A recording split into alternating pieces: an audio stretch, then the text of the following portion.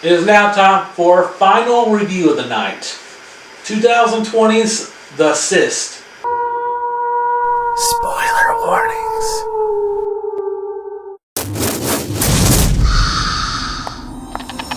The patent examiners are coming. It is so nice to see you again.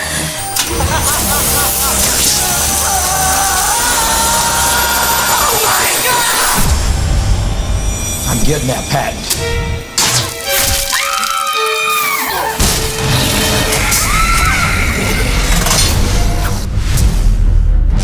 Is there an exit? Not exactly. He didn't build an exit?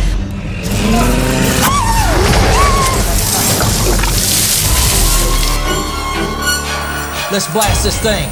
Patricia, you're not going out there. I'm not going to let him die!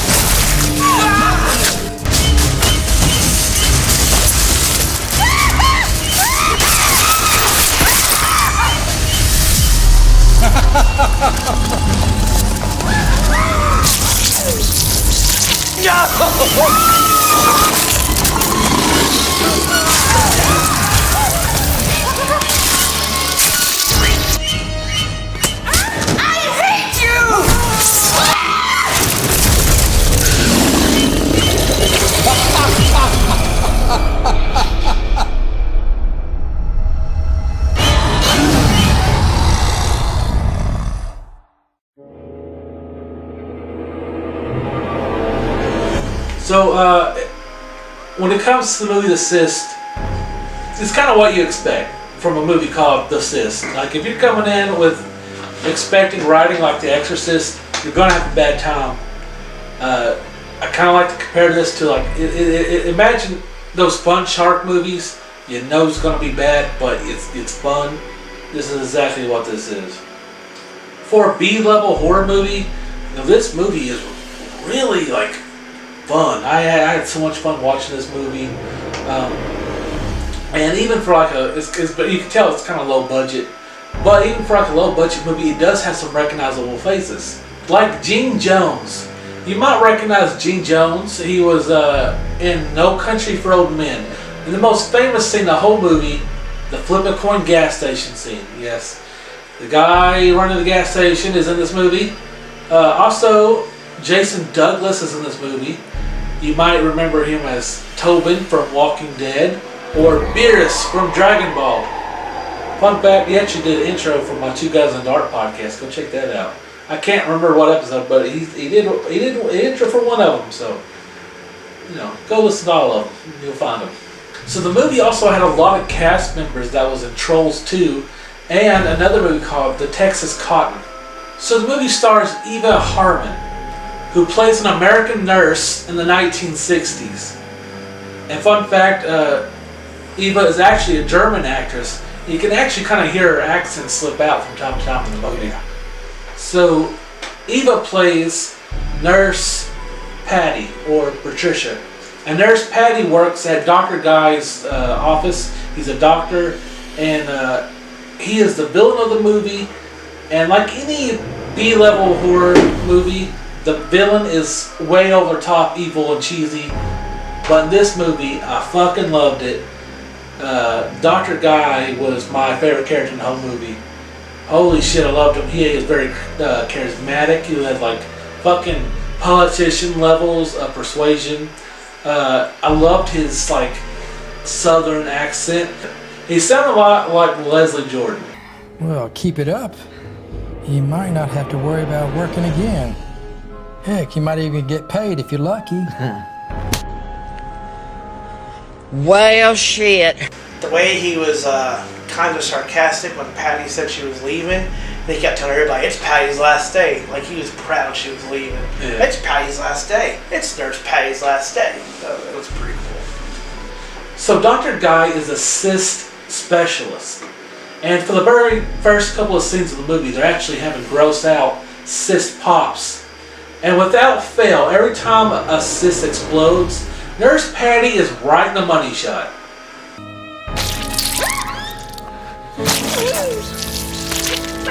Oh, baby. Well, you want to use the get gone. Oh, no.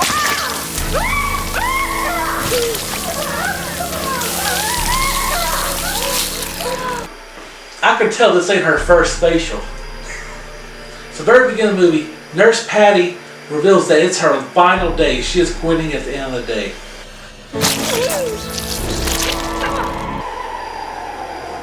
I can see why.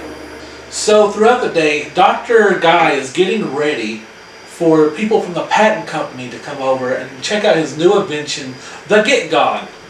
In this movie, the acting is hit or miss. Like, this movie is supposed to take place in the 1960s, but if they didn't tell you, I wouldn't have known. So the patent people finally show up, and Dr. Guy shows them his new machine, the Get Gone, which can get rid of any cyst. So he has his new intern Preston volunteer to get his cyst on his back removed.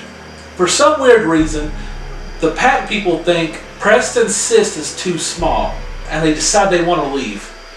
But Dr. Guy convinces them to let Nurse Patty take him next door to a diner to buy him some time. So Nurse Patty takes him over next door to a diner for some awkward dialogue and a hint of a romance between Nurse Patty and one of the patent people named Bill, which leads to absolutely nothing. While this is going on, Dr. Guy injects Preston some kind of virus to make his cyst grow a lot bigger. So the patent people come back and Dr. Guy reveals this huge ass cyst on Preston's back. Is it big enough now? Holy donkey shit, that's huge! This is where shit hits the fan, folks. So Dr. Guy attempts to laser off the cyst on Preston's back, which does nothing but cause him pain.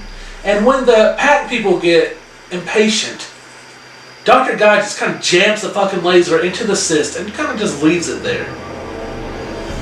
Potential love interest Bill tries to stop the pain and shut off the Get Gone machine. And he doesn't know how to do it, and he ends up ripping this bag open, and Bill gets knocked out by blood sprayage. No, he didn't hit his head and fail and not knocked out. Blood just sprayed on his face and knocked him out. And it gets weirder.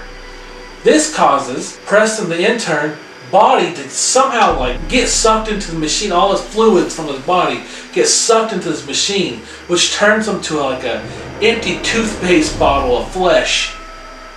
And the open sack in the Get Gone, I guess the skull of Preston or the cyst itself shoots out of the bag and destroys Jason Douglas's fucking head. And did I mention it gets weirder? You may ask yourself how. So the cyst it's either in the skull of Jason Douglas or from the skull of Preston comes alive. The fucking cyst comes alive because science. And it attaches itself to the female patent officer's arm, and when that happens, everybody else in the room freaks the fuck out and leave the room. So in the chaos, Nurse Patty and Dr. Guy go into his office to hide out. And while they do this, Dr. Guy hits some emergency red button, which locks down the fucking building like a nuclear fallout shelter. And did I mention this was the 60s? But this crazy scene did trigger my favorite scene in the whole movie. That's it. I'm out of here. Adios.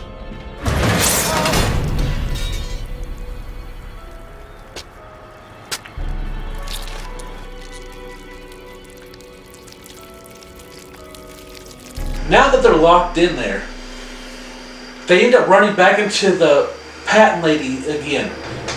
And she agrees that if they can remove the living cyst from her arm, she will sign Dr. Guy's patent. So they agree to help her. They actually manage to laser off the cyst, and she instantly agrees to sign the patent. But then the cyst attacks her again and kills her. Everybody leaves, and somehow it devours her, and it becomes a living Power Rangers villain. So for me, the movie dips once it becomes a monster movie. It went from what the fuck is going to happen next to your regular B-level horror movie, monster movie. And from this point on, the kills get a lot less creative. I'm guessing a lot of this is budget issues.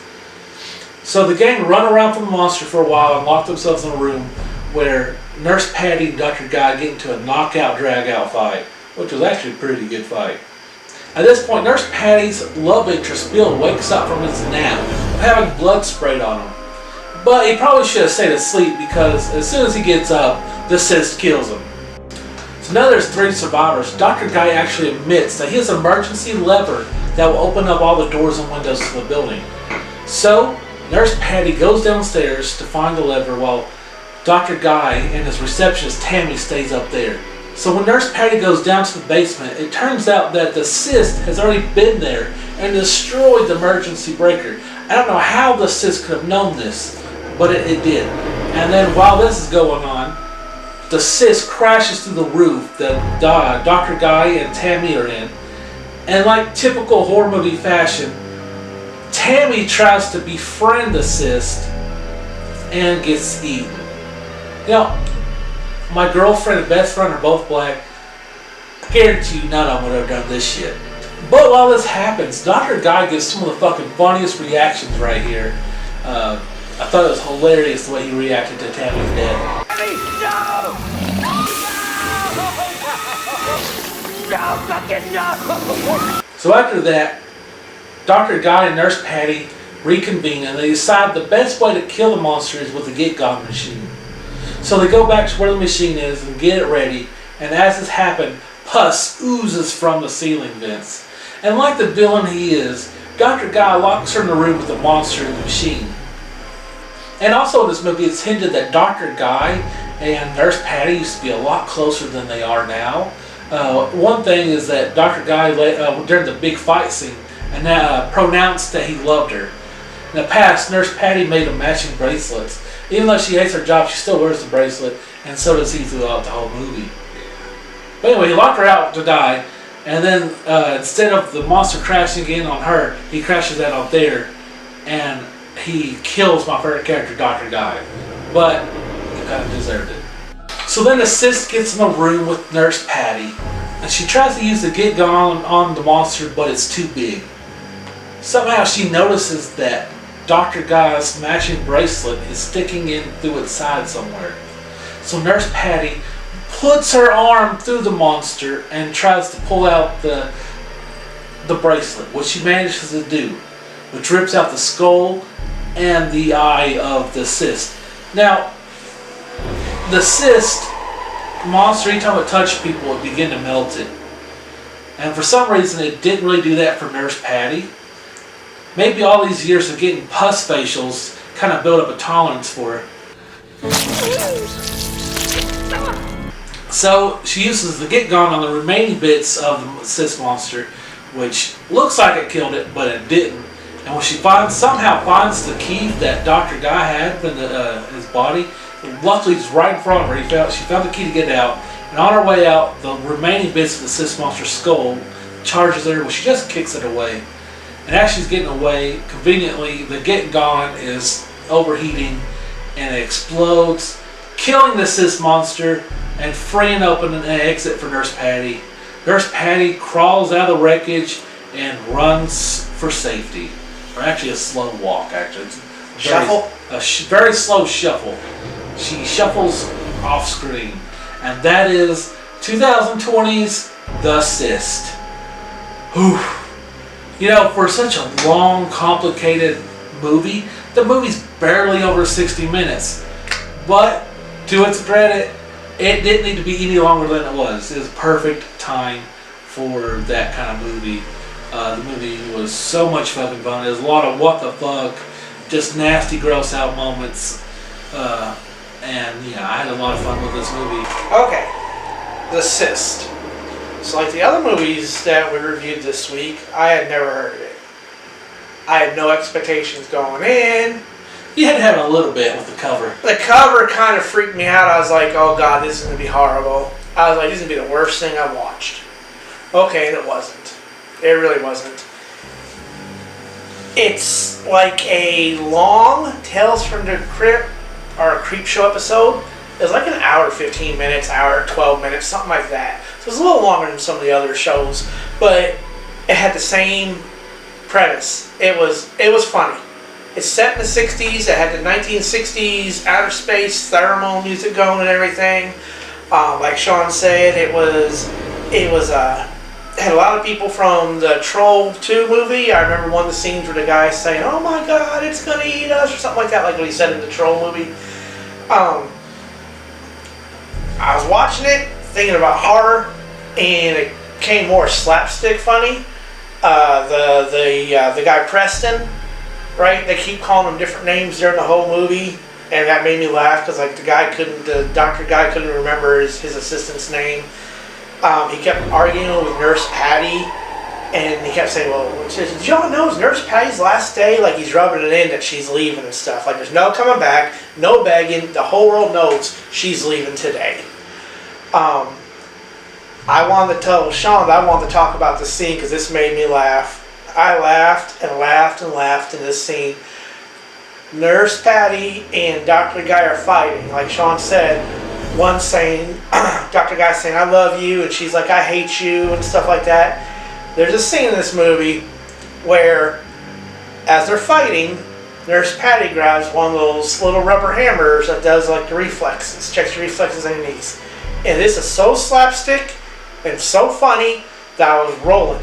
Because she leans over, as they're fighting, they're laying on the ground, and she hits the doctor in the knee. And of course, since she hits the knee, what does he do? He kicks his foot out straight and kicks her right in the face. She caused herself to get hit right in the face. And this reminded me of, I sat there thinking about it, and later on that night after I watched it, I was like, this reminds me of Naked Gun. Slapstick. You see a Naked Gun where Leslie Nielsen does something funny, and he's trying to be all calm about it, but everybody in the background's having a good time. Like where the car catches on fire, runs in a fireworks shop, and all the fireworks are going off, and the whole people are like looking at it. He's like, "Move along, nothing to see here, go back to your homes." And you know there's something hilarious going on in the background, right? And this reminded me so much of a Zemeckis Airplane, Naked Gun, those type of scenes. It's a slapstick comedy movie, and once I started getting into the groove of it, I liked it. Liked it better than the other movies we watched. Not the other movies are bad. I just thought the slapstick comedy part just put it over the top for me a little bit. So on a rating schedule, yeah, we're gonna go about a 6 because it was funny. So you're 6. I gave The Roommate and Goosebumps a 6. That's my lowest rating. And you gave it a 6. Like, damn, that's my highest rating. You have some high standards. I've seen a lot of movies. The Cyst. Pros and cons. Pros. If you like this kind of movie, you're gonna love this movie. It's a lot of fun, and I mean fun. It is hilarious. It's unpredictable, but in a good way. Cons. It's set in the 60s, but you can never tell it. Most of the kills were kinda weak. Once the Cyst turned to a monster, I felt the movie dipped off a little bit. And for the Cyst, I'm giving it 7 pus facials out of 10.